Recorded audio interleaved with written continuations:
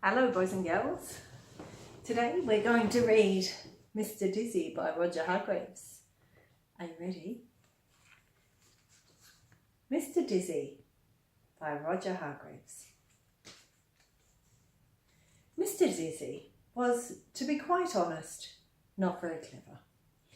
If you were to ask Mr. Dizzy what was the opposite of black, he'd say, the opposite of black is, pink. There's Mr. Dizzy. People say not nice things about him.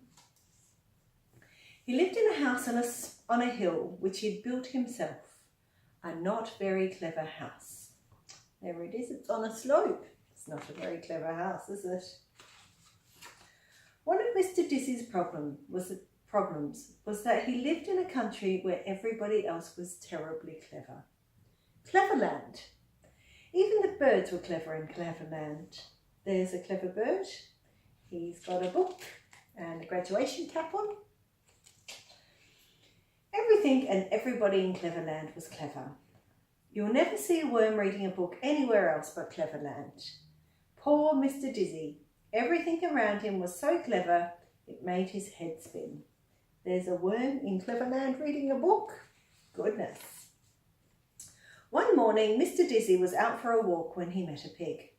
"What's big and grey and has big ears and a trunk?" said the clever pig to Mr. Dizzy. A mouse," said Mr. Dizzy. The pig laughed sarcastically at Mr. Dizzy. That's not very nice. And went off shaking his head. Poor Mr. Dizzy. Then Mr. Dizzy met an elephant. A clever elephant. "What's small and furry and likes cheese?" the elephant asked cleverly. A pig," replied Mr. Dizzy. The clever elephant laughed down his trunk. "A pig," he trumpeted. "A pig? You silly man!" And off he went. Poor Mr. Dizzy. Was Mr. Dizzy talking to the clever elephant? Mr. Dizzy decided he didn't want to talk to anybody else that day, so he went for a walk in the wood, where he knew that he wouldn't meet anybody.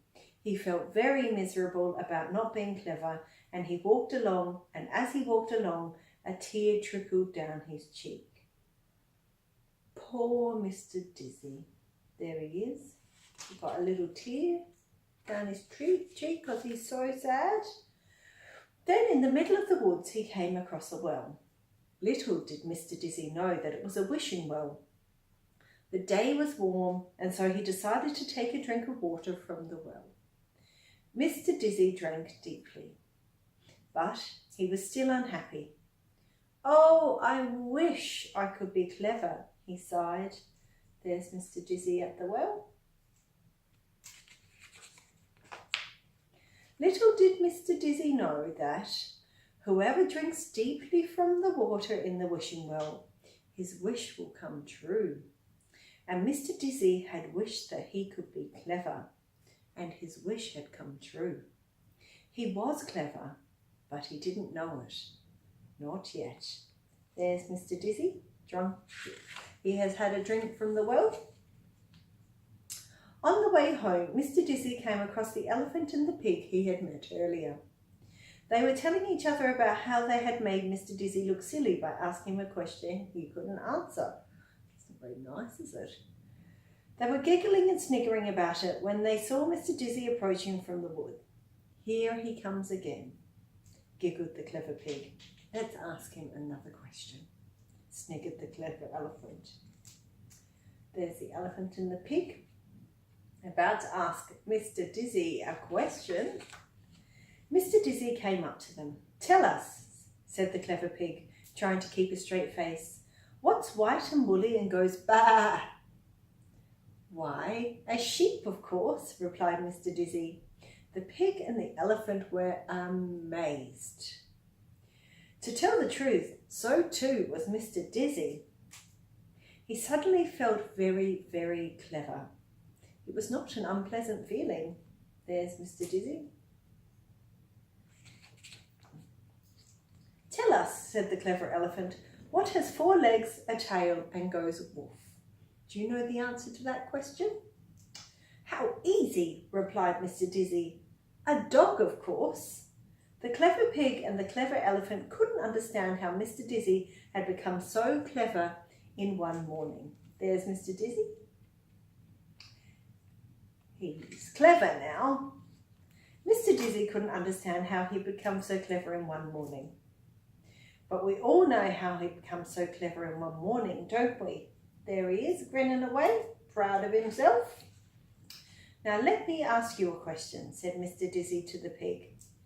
You, grunted the pig rudely. You ask me a question? Don't be so ridiculous. There's no question you could ask me that I couldn't answer. Really? Smiled Mr. Dizzy. Well then, can you tell me what's fat and pink and goes a tissue, a tissue? What's fat and pink and goes a tissue, repeated the pig, looking worried. There's nothing that's fat and pink and goes a tissue, a tissue. There's Mr. Dizzy and the pig. Nothing, eh? Said Mr. Dizzy, and he tickled the pig's nose. A tissue, sneezed the pig.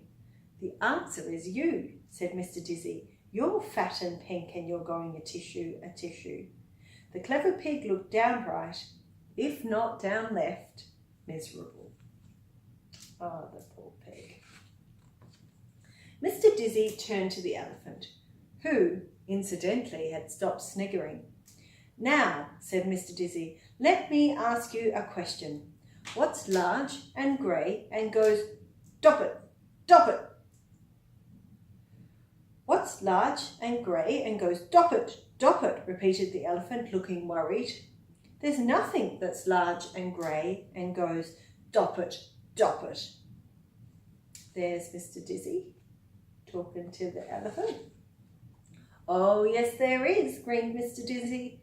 There's certainly something that's large and grey and goes doppet, doppet, and he tied a knot in the clever elephant's trunk. Doppet, doppet! Cried the elephant, who wanted to say stop it, but couldn't talk properly with a knot in his trunk. Mr. Dizzy grinned and went home. There's the elephant with the knot tied in his trunk. Oh, I suppose do think that's funny, said the elephant, because he still has the knot in his trunk. Mr. Dizzy by Roger Hargreaves.